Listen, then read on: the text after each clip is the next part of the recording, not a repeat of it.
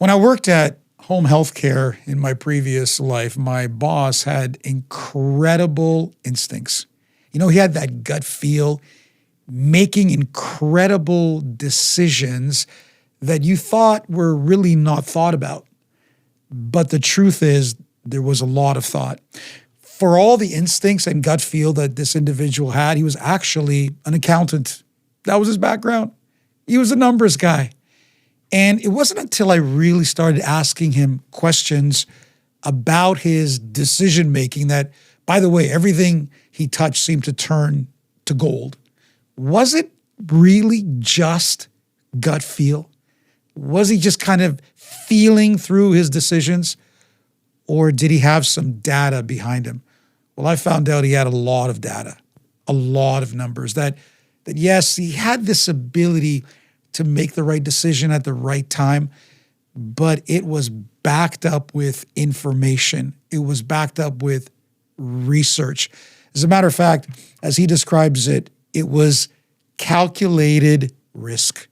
Calculated risk. Maybe you should write that one down because I know that I did. And today I want to talk to you about the power of surveys, that leaders not only require incredible instincts like my previous boss did, but you also require data. And one of the best ways to get data, particularly from your people, is through surveys. Surveys that are anonymous, surveys that invite the thoughts and feedback from people without them necessarily feeling like someone is going to hold them accountable or responsible, or maybe they're going to pay with their job. Because, sometimes in organizations, we tell people we want to hear from you, and then they tell us the truth, and then they pay a price for telling us the truth. And so surveys are an incredible way to get to the truth. Now, will you have some people that are just going to complain and, the sky is falling? Absolutely. We're not looking for that. What we're looking for are trends. We're looking for patterns. We're looking for what people truly have to say. You should be running these surveys at least once a year. And by the way, not only with your people, which we call internal surveys, but what about external surveys? What about with your customers? What about with the people of your congregation or whatever your organization may be? As a matter of fact, in my world, we don't get a lot of surveys. It's not something that is really encouraged, although in my organization, we do it on a yearly basis because we want to understand. We want to understand what is going on. We want to understand what people are thinking, what they're feeling, what's important to them, what they would like changed, what they think about the leadership or the management of an organization. What's the morale like?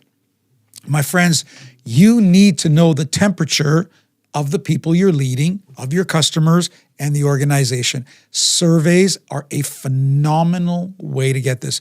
By the way, if you get a 10% back on surveys, that's actually very, very good. So don't expect a 100% return, but a 10% return would be good. Create questions that answer the things that you are looking for.